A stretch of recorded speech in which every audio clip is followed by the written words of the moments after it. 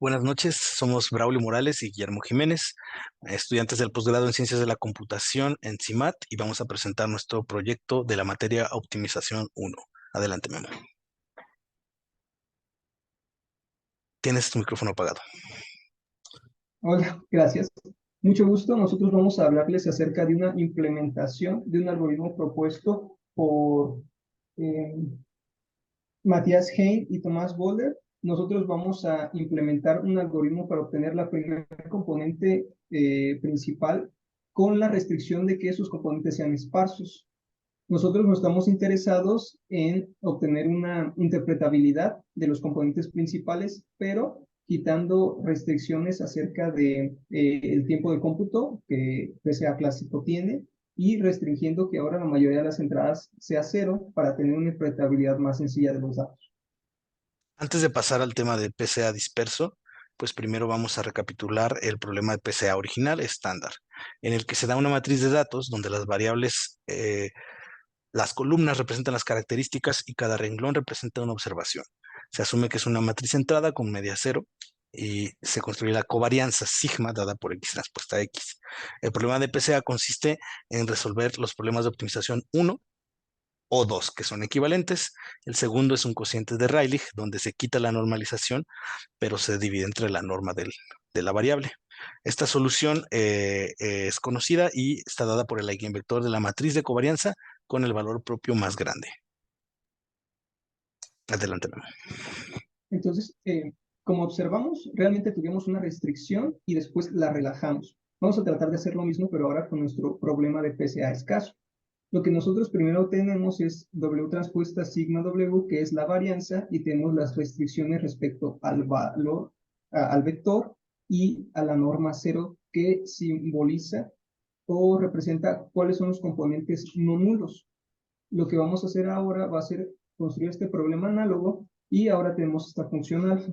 Alfa representa un parámetro de penalización sobre esta norma cero, que básicamente nos dice queremos maximizar nuestra varianza y penalizar las entradas que sean no nulas.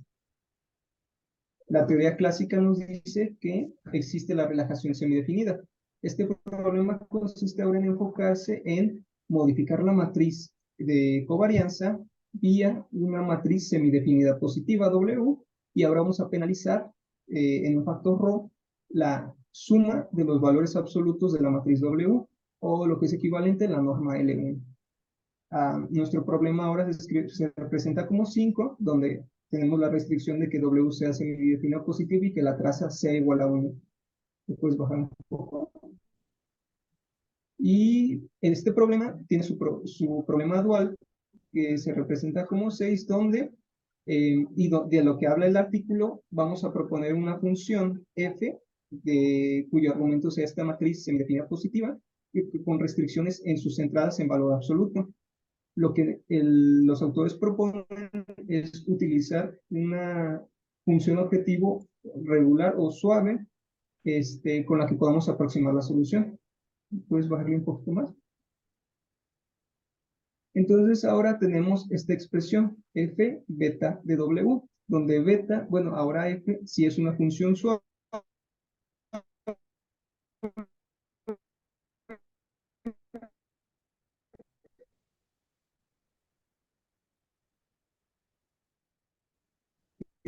de que donde podemos nosotros calcular su gradiente y donde ahora finalización, nada más que ahora este problema se conoce como una solución epsilon aproximada. ¿Por qué? Porque ahora la definición de esta función suave depende de este parámetro beta, el cual a su vez depende de un epsilon entre 2 veces el logaritmo de n. Entonces, estamos obteniendo una aproximación. En resumen, los métodos clásicos nos dan una aproximación. Ahora vamos a proponer en el artículo en lo que Bien, nosotros le damos la enfocamos. vuelta a este problema, nos enfocamos en un artículo que se desvía de esta propuesta clásica de relajaciones y más bien ataca el problema desde una perspectiva de eigenvectores no lineales. El cociente de Rayleigh que vimos en el problema de PCA estándar se puede generalizar a un cociente de funciones no lineales, en el que en este caso solo pedimos que sean funciones convexas, Lipschitz continuas, pares y que sean P homogéneas. P homogéneas es que sacan escalares a la potencia P. Entonces, en el caso particular de que son diferenciables estas funciones, se tiene que los puntos críticos del cociente van a satisfacer el problema de vector propio no lineal. En el caso usual del cociente de Rayleigh de vectores propios lineales, se tiene que delta R es una matriz y delta S es la identidad. Entonces, F es el valor propio en este caso. Así vamos a tener en particular el método de potencia inversa para resolver este problema, encontrando el mínimo de los valores propios, de los valores de F, que fungen aquí como valor propio, y se da por esta regla de actualización del 9 que se puede generalizar en particular como 10, sustituyendo simplemente las funciones R y S como las funciones en el cociente de Rayleigh. Ahora, PCA disperso como un problema no lineal, vemos que podemos generalizar estos cocientes, que era el cociente de Rayleigh, lo podemos generalizar a sustituir la norma 2 por una combinación convexa de la norma 1 y la norma 2, donde aquí alfa va a ser un parámetro de dispersión que entre más grande sea, nos da una solución más dispersa, y entre más pequeño sea alfa, nos regresa a la solución original del problema de PCA estándar. Al sustituir en la generalización 11 las nuevas funciones R y S, obtenemos esta regla de actualización en forma de problema de optimización que se regula por el valor propio generalizado o no lineal dado en 16 para finalmente obtener la regla de actualización 17 como problema de optimización, cuya solución es explícita en 18. Y aquí tenemos pues ya una regla general para el método de potencia inversa no lineal aplicado al caso de PCA disperso. Ahora mi compañero les explicará el algoritmo brevemente. Entonces aquí lo que vamos a utilizar es el método de la potencia inversa. Primero vamos a considerar como criterio de paro la diferencia relativa de los valores lambda, que representa el cociente Rayleigh. La actualización se hace en base al signo de los muy que representan el cociente, la suma convexa entre la norma 2 y la norma 1, en el cual se considera ahí la penalización. Ahora vamos a pasar a los experimentos que se hicieron. Consideramos dos conjuntos de datos con características muy importantes. El primero, uno con los componentes químicos de los vinos. Su principal característica es que solo tiene 13 variables, pero tiene por otro lado un conjunto de datos que tiene como variables características a partir de personas con cáncer de pulmón. En este caso, el número de variables es de 22.284. Sin embargo, el número de datos es muy reducido, únicamente 51.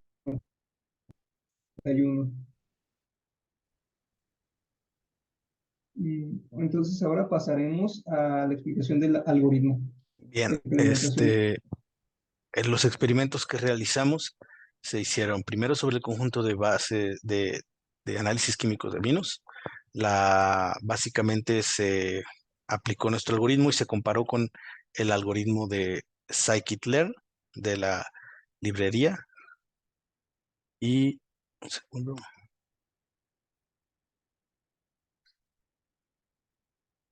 Aquí está. Aquí podemos ver cómo se aplica sobre el conjunto de vinos en particular. Este es el algoritmo. Aquí se aplica varias veces para diferentes parámetros de dispersión, obteniendo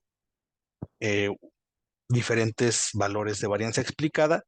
Y aquí en particular podemos ver que para el conjunto de vinos se obtienen las mismas componentes no nulas, tanto para nuestro algoritmo como para la librería scikit.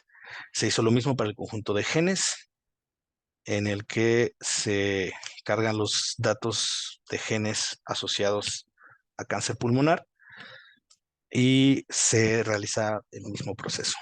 Bien, regresamos aquí. Estos son los resultados que explica mi compañero Guillermo. Muy bien. Ahora obtenemos lo que son los resultados. Lo que se puede ver en las gráficas es una comparación entre la varianza relativa explicada contra la cardinalidad sobre los datos del vino. ¿Qué es esto? La varianza relativa es el cociente entre la varianza explicada por nuestro PCA esparso contra el PCA clásico. Entonces, lo que hicimos fue variar el parámetro alfa y lo que obtuvimos fue cómo variaba esta relación. Vimos de que cuando nosotros exigíamos de que los componentes no ceros fueran muy chiquitas, veíamos de que la varianza relativa era muy pequeña, o sea, el método clásico realmente tenía una mejor desempeño, pero cuando nos acercábamos a exigir que tuviera menos componentes o menos entradas en nuestro componente principal no cero, veíamos de que sí se acercaba al resultado. En este caso, pues vemos de interés un punto de inflexión a partir de 3 entradas y otro aproximadamente a partir de 7. Ahora el siguiente conjunto de datos que fue con las variables, lo mismo, varianza relativa explicada contra la cardinalidad. Ahora podemos ver mejores resultados y esto se puede ver porque tenemos una mayor cantidad de variables. De nuevo, variamos el parámetro y vimos cómo la varianza relativa explicada crecía conforme a que no penalizábamos la realidad y permitíamos un mayor número de componentes nocivos.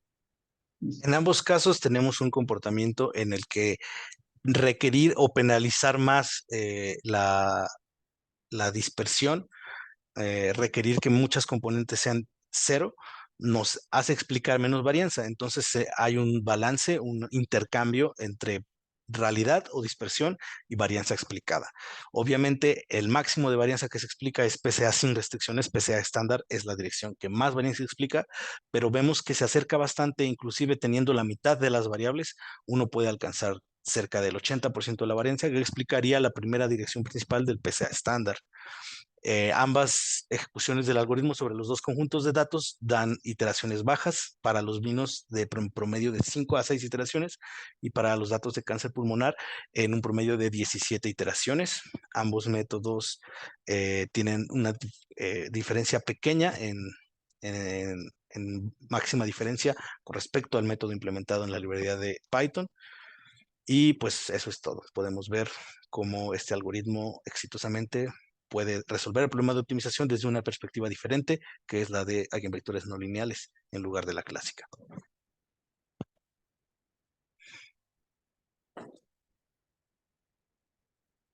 Y es todo de nuestra parte. Este, Agradecemos por su atención. gracias.